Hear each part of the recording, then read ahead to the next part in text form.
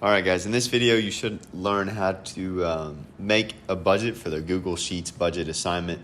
It's really easy to do, but there are some tips and tricks with Google Sheets that you need to know to be successful. I want you to notice that we need to have these categories included on the budget. And ultimately, the important thing I'm looking for at the end is that you have your disposable income correctly calculated and that it's all positive, not negative. And if you want more details on all of these categories, which you will need, you're going to want to look at this PowerPoint presentation. It looks like slides 35 through 44. Now, I want to see that it's organized well, all the information is correct and calculated correctly, and that it's accurate.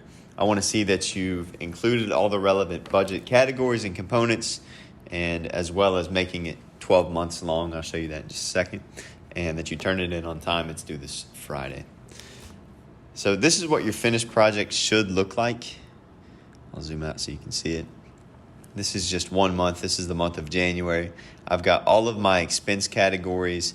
I've got totals for each of those. My income is calculated. And then there at the end there you see my disposable income. And there's a conditional format there that I'll show you how to do in this video. So let's start from scratch. In order to start a new spreadsheet on Google Sheets, you type in sheets.new in your search bar. And we're going to start in cell B2. This is where we're starting. I like to leave a border in the A column and the one row just because it looks a little bit nicer in the end. I want you to start by writing monthly income and bold it. And let's go ahead and make sure that the column fits. And we're going to leave this blank for now because we'll come back to it here in a little bit. But underneath of your income, you can start to list the different categories for your expenses. The first one is housing. And within the housing category, we have rent or mortgage. You've got utilities, insurance, internet, phone, things like that, and then other expenses. Now for my rent and mortgage, I'm going to put some reasonable numbers. You can change them on yours depending on how you wrote your budget, but you can use these for now. And remember, these are monthly numbers. Okay. Now the cool thing about Google Sheets is that it does all of the work for you. It's incredibly intelligent. You just have to set it up right and tell it to do certain things. Now, these numbers are useful, but at this point, they're just serving the purpose as if we just wrote it down on a piece of paper. We want Google Sheets to add this up for us and be a live working document in case we have to make changes in the future. And so what we do is put an equal sign in this cell, and you'll see that it pops up with this suggested formula, sum of C5 to C9. Now, the sum formula means that it's going to add certain numbers together. So I type sum because I want to get a total of all these expenses. And I type a parentheses. And depending on which numbers I highlight will determine what this formula adds together. So I'm going to highlight all of these numbers. And you'll see that it creates a range. This is saying that it's going to add every number that's in C5 to C9. When you press enter, it does that.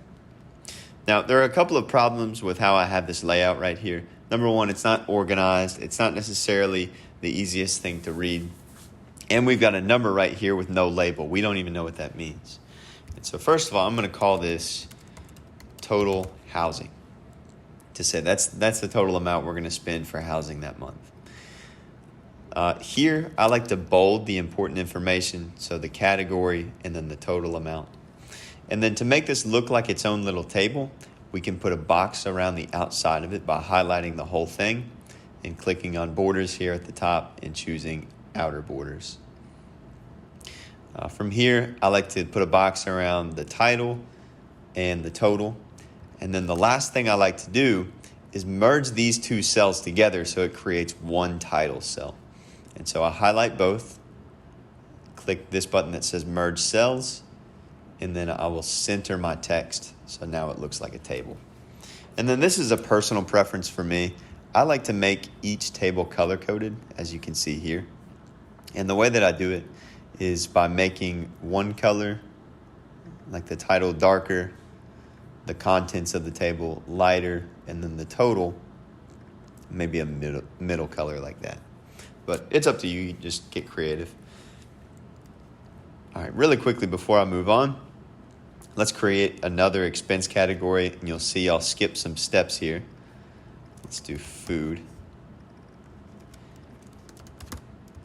In the food category, we've got groceries, meals out, other food expenses. Then we'll have the total food at the bottom. You'll see, even if I put a formula here first, I say we're going to take the sum of all of these cells, it's going to pop up with a 0 because there are no numbers here. And as I fill in these missing pieces of information, this number will automatically calculate. So let's say we spend $400 on groceries. My total is going to go to $400 as well. That looks good. Bold this.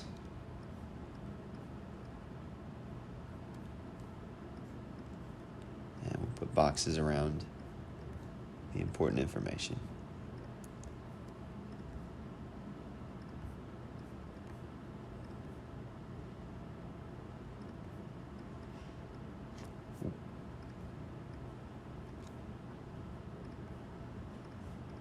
Something like that.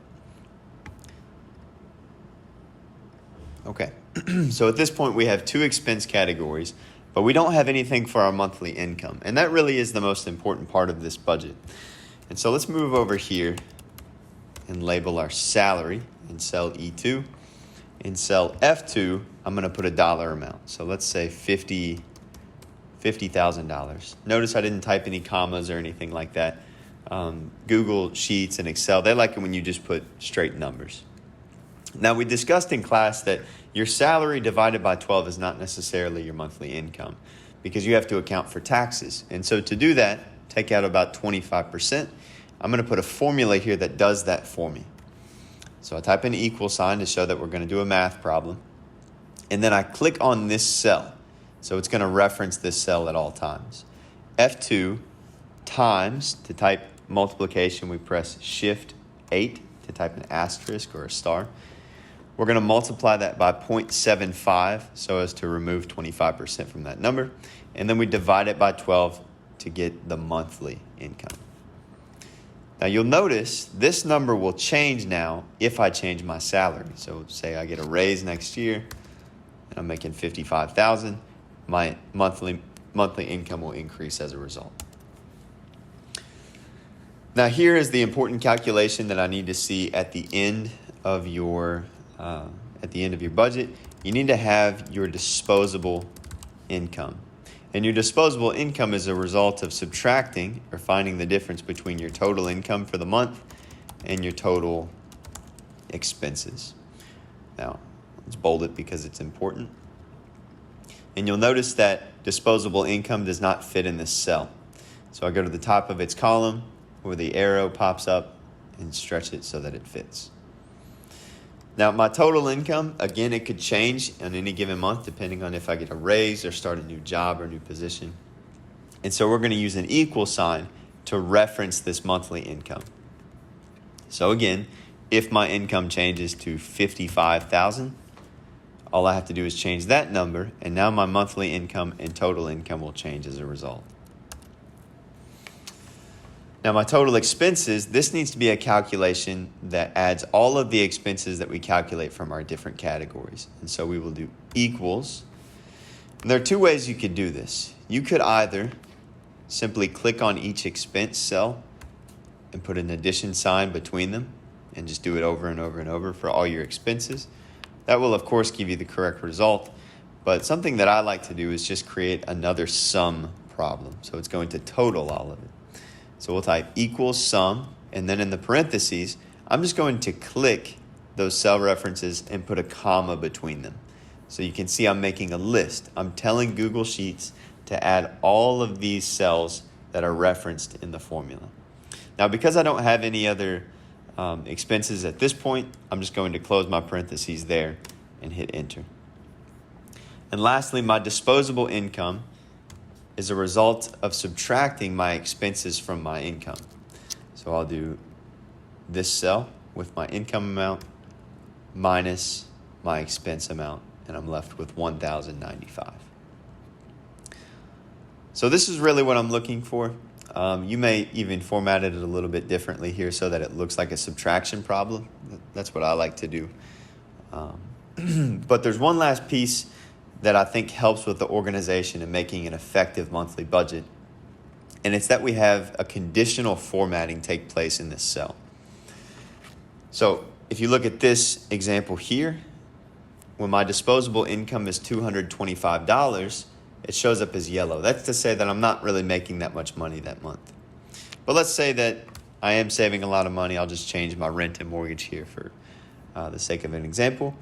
And once I save more or end with more than $1,000 for that month, it turns green. And if I was going to lose money on the month, it shows up as red. So that's really helpful for me when I'm making my budget. If I notice that there's a red there in my disposable income at the end of the month, I know that I need to change my spending habits. So let's look at how we do that. So I want this cell to be formatted conditionally, or on the condition of what number appears here. So I click on the cell, go to Format, down to Conditional Formatting. And now we just have to think with logic. So I could say that if this cell is greater than $1,000, well then I want it to display this green background with black words. And I click Done. So since this is more than 1,000, it obviously displays it as green. But we can add another rule. If this cell is less than, well, we could do less than or equal to 0, then I want to display this as red. That means I'm losing money. Well, we'll just do less than 0. We're losing money. So I want it to display as red. And then let's say that I want Google Sheets to notify me when I'm not really making a lot of money. I might need to make some changes if I want to add more for savings or something like that. I can say that if the value is between 0 and 1,000, it shows up as yellow. So now we can test this out. Let's say, let's say that I'm only going to have $95 of disposable income at the end of the month. Because that's between 0 and 1,000, it shows up as yellow. And let's say that utilities are going to be expensive. Now, if I'm losing money, it shows up as red. Okay, good. Now, the last thing that I want you to do for this budget, once you've created at least one full month, so you've got all your categories, make sure that the calculations are correct and look good, I want you to end up with all of these tabs for each month on the bottom. And the way that you do that, let's first of all name this sheet by double-clicking it. We'll call it January. Let's duplicate it by right-clicking it, pressing duplicate, and you'll see that it makes an exact copy of that tab or of that sheet. And we'll rename this as February, and we can keep doing this until we get to, eventually, December. Now, I don't want every month to be the same because your spending habits are not the same every month. So maybe for December, you know you're going to eat out more, and so you increase that number. And maybe you'll have to cut back on certain things, maybe cut back on how much water you're using that month so that you have more disposable income at the end. Okay, so in the end, it should look something like this. If you have any other questions, you can email me or ask me in class, or just look this stuff up on the internet. It's pretty easy to find. All right, hope that helps.